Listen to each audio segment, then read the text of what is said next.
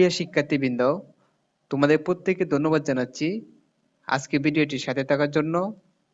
আজকে হোয়ার এর ব্যতিক্রম নিয়ম নিয়ে আলোচনা করব। তাহলে দেখো, প্রেজেন্ট টেন্সের ক্ষেত্রে এইরকম প্রশ্ন তৈরি করার নিয়ম: গঠন হোয়ার প্লাস ইজ বা আর প্লাস সাবজেক্ট প্লাস বাক্যাংশ প্লাস প্রশ্নবোধক চিহ্ন। যখন বর্তমান সময়কে বোঝানো হবে তখন আমাদেরকে এই গঠন দিয়ে প্রশ্নবোধক বাক্য তৈরি করতে হবে হোয়ার দিয়ে। ওকে, তাহলে এক্সাম্পল দেখো, যেমন তোমার মা কোথায়। দেখো এই বাক্যটি কিন্তু বর্তমান কাল এবং দেখো কোথায় শব্দটি উল্লেখ আছে। ওকে, তাহলে দেখো প্রথমে হোয়ার দিলাম, হোয়ার প্লাস ইজ বা আর, এখানে ইজ হবে কারণ সাবজেক্ট যেহেতু এক বচন, যে কারণে এখানে ইজ হবে। প্লাস সাবজেক্ট, সাবজেক্ট হলো তোমার মা, এখানে তোমার ইংরেজি হলো ইউর আর মা ইংরেজি হলো মাদার। প্লাস বাক্যাংশ, এখানে বাক্যাংশ নেই, প্লাস প্রশ্নবোধক চিহ্ন, দিলাম প্রশ্নবোধক চিহ্ন। ওকে, তাহলে দেখো তোমার মা কোথায়, এটা ইংরেজি হলো হোয়ার ইজ ইউর মাদার। ওকে, তাহলে প্রেজেন্ট টেন্সের ক্ষেত্রে এরকম আরো এক্সাম্পল দেখো, হোয়ার ইজ ইউর কলেজ, তোমার কলেজ কোথায়। হোয়ার ইজ হিজ ডেস্টিনেশন, তার গন্তব্য কোথায়। হোয়ার ইজ ইউর ফ্রেন্ড, তোমার বন্ধু কোথায়। হোয়ার আর দ্য কার্স, গাড়িগুলো কোথায়। হোয়ার ইজ হিজ সিস্টার, তার বোন কোথায়। Where is the shop of meat, মাংসের দোকানটি কোথায়।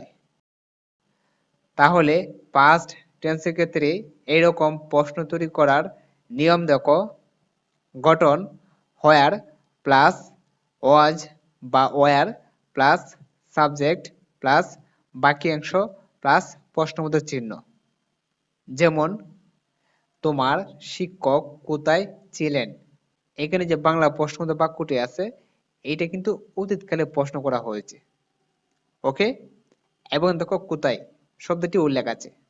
তাহলে এইরকম যদি অতীতকালকে বোঝানো হয় তাহলে আমাদেরকে এই গঠন অনুসারে বাক্য তৈরি করতে হবে। প্রথমে হোয়ার দিলাম, হোয়ার প্লাস ওয়াজ বা ওয়ার, এখানে ওয়াজ দিলাম কারণ সাবজেক্ট এক বচন, যেখানে ওয়াজ দিলাম।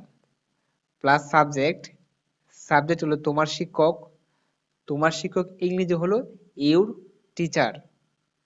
প্লাস বাক্যাংশ, এখানে বাক্যাংশ নেই, প্লাস প্রশ্নবোধক চিহ্ন, দিলাম প্রশ্নবোধক চিহ্ন। ওকে, তাহলে দেখো তোমার শিক্ষক কোথায় ছিলেন। হোয়ার ওয়াজ ইউর টিচার। ওকে, এবং দেখো কোথায় ইংরেজি হলো হোয়ার। তাহলে ফার্স্ট টেন্সের ক্ষেত্রে আরো এক্সাম্পল দেখো, where was the shop of flower, ফুলের দোকানটি কোথায় ছিল। হোয়ার ওয়াজ হিজ প্যান্ট, তার প্যান্ট কোথায় ছিল। হোয়ার ওয়ার দ্য কাউজ, গরুগুলো কোথায় ছিল। তাহলে এইরকম এখন নাবোধক প্রশ্ন করতে চাইলে গঠন হোয়ার প্লাস ইজ বা আর বা ওয়াজ বা were plus not plus subject plus বাক্যাংশ প্লাস প্রশ্নবোধক চিহ্ন। যখন বর্তমান সময়কে বোঝানো হবে তখন হোয়ার এর পরে ইজ এবং আর হবে, আর যখন অতীতকালকে বোঝানো হবে তখন ওয়াজ ওয়ার হবে। ওকে, এবং দেখো সাহায্যকারী ভার্বের পরে শুধু নট বসিয়ে দিলে নেগেটিভ হয়ে যাবে। ওকে, তাহলে এক্সাম্পল দেখো, যেমন তোমার কলমটি কোথায় ছিল না। তাহলে দেখো এটি হলো প্রশ্নবোধক বাক্য এবং দেখো না বোধক না করা হয়েছে। ওকে, তাহলে দেখো প্রথমে হোয়ার দিলাম, where plus is are was were, এইটা যেহেতু অতীতকাল যে কারণে ওয়াজ বা ওয়ার হবে, তাই এখানে আমি ওয়াজ দিলাম যেহেতু বাক্যটি অতীতকাল। প্লাস নট দিলাম, নট প্লাস সাবজেক্ট, সাবজেক্ট হলো তোমার কলমটি, আর তোমার কলমটি ইংরেজি হলো ইউর ফ্যান। প্লাস বাকি অংশ, এখানে বাকি অংশ নেই, প্লাস প্রশ্নবোধক চিহ্ন দিলাম, প্রশ্নবোধক চিহ্ন।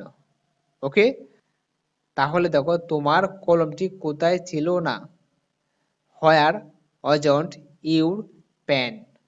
ওকে, তাহলে আরো এক্সাম্পল দেখো, হোয়ার আন্ট দ্য কার্স, কোথায় গাড়ি নেই, হোয়ার ওয়াজন্ট হিজ ডেস্টিনেশন, তার গন্তব্য কোথায় ছিল না, হোয়ার ইজন্ট হিজ মাদার, তার মা কোথায় নেই। তাহলে এই হলো হোয়ার দিয়ে প্রশ্ন করার জন্য ব্যতিক্রম নিয়ম। তারপর বুঝতে সমস্যা হলে অবশ্যই কমেন্ট করে জানিয়ে দিও, আমরা চেষ্টা করব তোমাদের প্রত্যেকটি কমেন্টের উত্তর দেওয়ার জন্য। ওকে, তাহলে আজকে এই পর্যন্তই। ধন্যবাদ সকলকে ভিডিওটি দেখার জন্য। আল্লাহ হাফেজ।